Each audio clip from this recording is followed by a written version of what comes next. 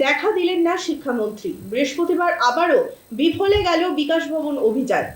বৃহস্পতিবার বিকাশ ভবনের সামনে গ্রুপ সি এবং গ্রুপ ডি চাকরিহারা তারা আন্দোলন করছিলেন। তারা স্লোগান তুলেছিলেন, আবার কেন পাপের ভাগিদার হবেন তারা। এরকমই স্লোগান তুলে এদিন শিক্ষামন্ত্রীর সাথে দেখা করতে পৌঁছে গিয়েছিলেন তারা, কিন্তু শেষমেশ দেখা গেল আবারও শিক্ষামন্ত্রী তাদের দেখা দিলেন না। নতুন করে পরীক্ষায় বসতে নারাজ, তাই নিয়েই পথে নেমেছিলেন তারা। ওঠে যোগ্যদের স্কুলে ফেরানোর দাবিতে স্লোগান। করুণাময়ী থেকে বিকাশ ভবন পর্যন্ত চলল অভিযান। সেখানেই গ্রেফতার করা হয় কিছু আন্দোলনকারীদের। নতুন করে পরীক্ষায় বসতেও নারাজ গ্রুপ সি গ্রুপ ডি চাকরিহারারা। রাজ্য সরকারকেই যোগ্যদের চাকরি ফেরানোর ব্যবস্থা করতে হবে বলে দাবি তাদের। শিক্ষামন্ত্রীর কাছে ডেপুটেশন জমা দিতে গিয়েছিল গ্রুপ সি ও গ্রুপ ডির ৮ প্রতিনিধি দল। শিক্ষামন্ত্রী না থাকায় শিক্ষা সচিবের সঙ্গে দেখা সারেন। তবে আলোচনা থেকে বেরিয়ে সাংবাদিকদের মুখোমুখি হয়ে স্পষ্ট জানিয়ে দেওয়া হয়, গ্রুপ ডি এবং গ্রুপ সি কর্মীদের জন্য আদতেও সুস্পষ্টভাবে কি ভাবা হচ্ছে তা এখনো পর্যন্ত স্পষ্ট নয়। তারা জানালেন, পরীক্ষার জন্য যেমন শিক্ষকদের জন্য তেমনই বিজ্ঞপ্তি বেরিয়েছে, তেমনি আবার শিক্ষা কর্মীদের জন্য বিজ্ঞপ্তি প্রকাশ হবে।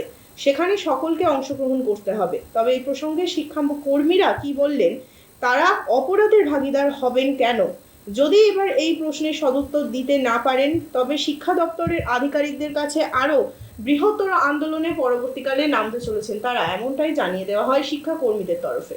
লিপ্ত করা হয়েছে, কারণ সুপ্রিম কোর্টের অর্ডার কপিতে বলা আছে যারা সিবিআই এর দ্বারা চিহ্নিত এবং এসএসসি দ্বারা আইডেন্টিফাই তাদেরকে বেতন ফেরত দেওয়ার কথা। সেখানে উনি বলেছেন সকলকে টাকা দেওয়া হবে, সকলকে ভাতা দেওয়া হবে। সেই ভাতাটার জন্য কিন্তু আমরা অনশন করেছিলাম এবং সেই অনশন এর বেসিসে কিন্তু ওনারা বলা হয়েছিল যে যেহেতু নন টিচিং পার্ট যারা হচ্ছে স্কুলে যেতে পারছে না সরকারের ব্যর্থতার কারণে বা সরকার ঠিকমতো সওয়াল জবাব করতে পারেনি, তার কারণে কিন্তু তারা স্কুলে যেতে পারছেন না। সেই কারণে তাদেরকে যেহেতু তাদের বেতন বন্ধ, তাদের ঘর সংসার 7 বছর পরে কিভাবে চলবে, তাদের ব্যাংক লোন কিভাবে চলবে, তাদের মেডিসিন কিভাবে চলবে, তাদের বাচ্চারা কিভাবে সার্ভাইভ করবে, তার জন্য একটা ইন্টারিম রিলিফ দেওয়া করা। সেই ইন্টারিম রিলিফটাকে কিন্তু চ্যালেঞ্জের মুখে ফেলে দিচ্ছে সকলকে দেওয়ার কথা বলে।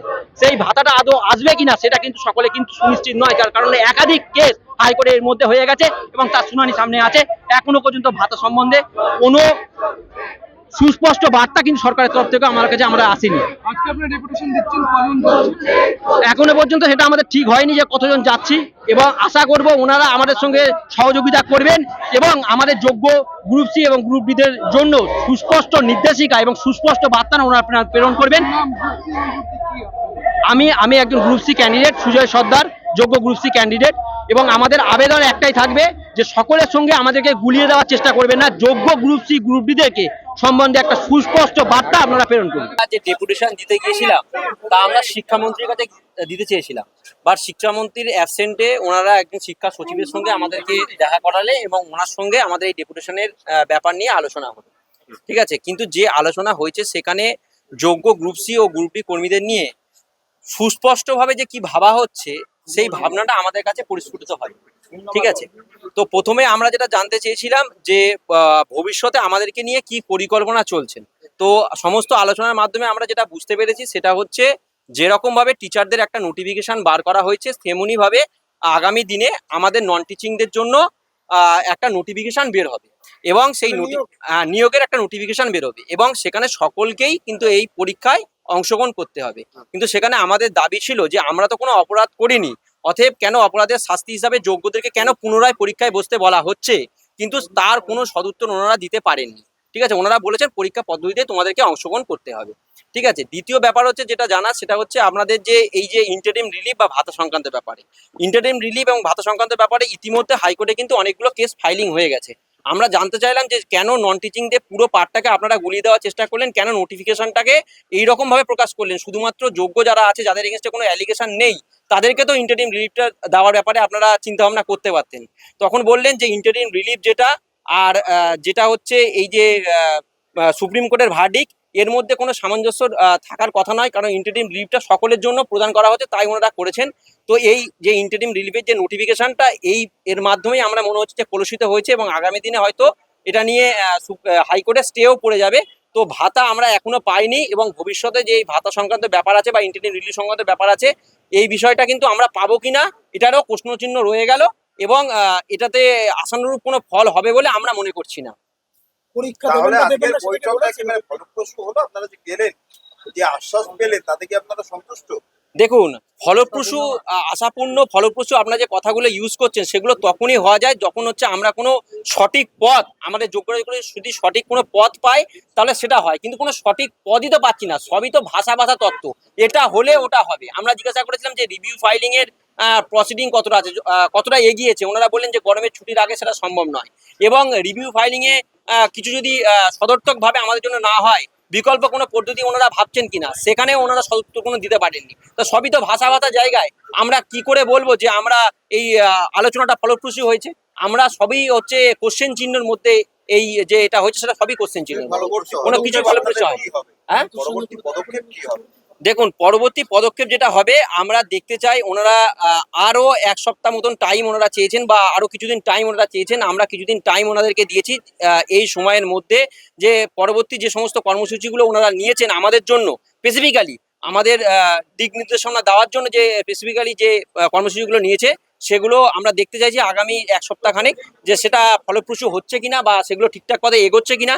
যদি না এগোয় আমরা কোর্ট ইতিমধ্যে খুলে যাবে, আমরা কিন্তু কোর্টের দ্বারস্থ হয়ে আমাদের আন্দোলনটাকে বৃহৎ থেকে বৃহত্তর দিকে আরো এগিয়ে নিয়ে। দিক নির্দেশ বলতে ওনারা তো পরীক্ষার কথা বলছেন, আপনারা পরীক্ষায় বসবেন?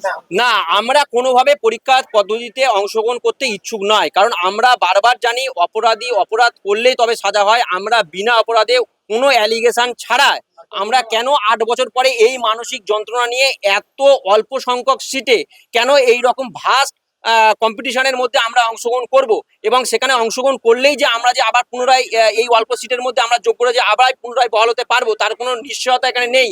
তাহলে আমাদের নিশ্চিত চাকরি আমরা কি করে ছেড়ে দিতে পারি ওনাদের মুখের ভরসার উপরে? যারা হচ্ছে আমাদের চাকরিটাকে, যোগ্যদের চাকরি, যোগ্য গ্রুপ সি গ্রুপ ডির চাকরিটাকেই রাখতে পারলো না, টিকিয়ে রাখতে পারলো না 7 বছর ধরে, তাদের উপরে কি করে আমরা আশা ভরসা রাখতে পারি যে আমাদের যে পুনরায় যে পরীক্ষা হবে সেখানে এত স্বল্প সিটে এত পরীক্ষার্থীর মধ্যে যে আমরা সুনির্দিষ্টভাবে প্লেসমেন্ট করতে পারবো এবং জায়গা পাবো? এটার ভরসা কি করে ওনাদের উপর রাখতে পারবো? আমাদের একজন শিক্ষা সচিবের সঙ্গে আলোচনা হয়েছে। সেই জায়গাগুলোকে মানবো না, এটা তো হতে পারে না। সুপ্রিম কোর্টের রায় মানলে আমি সমস্ত রায় মানবো। সুপ্রিম কোর্টের রায়ে যেখানে বলা আছে যে কিছু সংখ্যক মানুষ যারা সিবিআই এর তরফ থেকে এবং এসএসসির তরফ থেকে যারা টেন্টেড হিসাবে চিহ্নিত, তাহলে তাদেরকে বলা হয়েছে যে টাকা ফেরত দেওয়ার গল্প। কিন্তু আমাদের যে interim relief group C group D এর ক্ষেত্রে বলা হলো, সেখানে কি বলা হলো না, নোটিফিকেশন হলো সকলকে দেওয়া হবে। তাহলে এটা কন্ট্রাডিক্টরি অফ কোর্ট হলো না? তাহলে এই জায়গাটা কি করে মানলেন? এবং সেইখানে মানার জন্য আজকের হাইকোর্টে এই যে ইন্টারিম রিলিফটা এখন প্রশ্নচিহ্নের মুখে, তার কারণ কি তার এগেইনস্টে প্রচুর কেস হয়েছে, তারা সেটা পাবে কিনা সেটা এখন প্রশ্নচিহ্নের মুখে। দ্বিতীয়, সেখানে বলা হয়েছিল যে তাহলে কিছু সংখ্যক মানুষকে টাকা ফেরতের গল্প, তাহলে সেখানে তাদের লিস্টটা দরকার ছিল। সেই লিস্টটা যদি ওনারা প্রদান করতেন এবং যারা পরীক্ষায় অংশগ্রহণ করবে তাদের লিস্টটা যদি ওনারা প্রদান করতেন, তাহলে যোগ্য অযোগ্যের ভাগটা হয়ে যেত। সেই ভাগটা নিয়ে আমরা কিন্তু পরবর্তী আইনি পদক্ষেপে যেতে পারতাম, এবং সেই আইনি পদক্ষেপে গেলে আমরা কিন্তু সুরাহর পথ খুঁজে পেতাম, কিন্তু সেটা কিন্তু ওনারা করলেন না। তাহলে আমাদের এখনো পর্যন্ত নন টিচিংদের এগেনস্টে কোনো বিজ্ঞপ্তি ইস্যু হয়নি, এবং আমরা চাইও না আমাদের এগেনস্টে কোনো বিজ্ঞপ্তি ইস্যু হোক। তার প্রধান কারণ হচ্ছে আমরা জানি কি, যে অপরাধ যারা করে তারা শাস্তি পায়। তাহলে আমরা দীর্ঘ 7 বছর ধরে চাকরি করেছি, যোগ্যতার সঙ্গে চাকরি করেছি, আমরা চাকরি যোগ্যতার ভিত্তিতে মেধার ভিত্তিতে অর্জন করেছিলাম, তাহলে সেই চাকরি করেছি। তাহলে আজকের আমরা লাস্ট 2 মাস ধরে মাইনে পাইনি, আমাদের এগেনস্টে কিন্তু কারোর কোনো অ্যালিগেশন নেই, না সিবিআই আছে, না এসএসসি আছে, না বোর্ড আছে, না অন্য কোনো এজেন্সির আছে। তাহলে আমরা তো কোনো অপরাধ করিনি, তাহলে আমরা কেন নতুন করে পরীক্ষায় অংশগ্রহণ করবো? অপরাধ করলে তবে তো তারা শাস্তি পায়, তাহলে আমরা কোনো অপরাধ করিনি, তাই আমরা নতুনভাবে কোনোভাবে যোগ্যরা পরীক্ষায় অংশগ্রহণ করবো না। তাই আমাদের নোটিফিকেশন বাড়ানোর কোনো দরকার নেই, আমরা নোটিফিকেশনটাকে মানছি না। ঠিক আছে,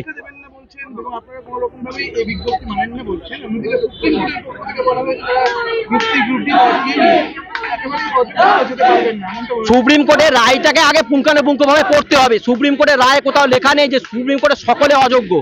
আপনারা যদি সুপ্রিম কোর্টের রায়টাকে পড়েন, 31 পেজে লেখা আছে স্পষ্টভাবে যে 6276 জন ইলিগালি অ্যাপয়েন্টমেন্ট, সেটা এসএসসি স্বীকার করে নিয়েছে, সিবিআই তার চার্জশিটে দিয়ে দিয়েছে কারা অযোগ্য।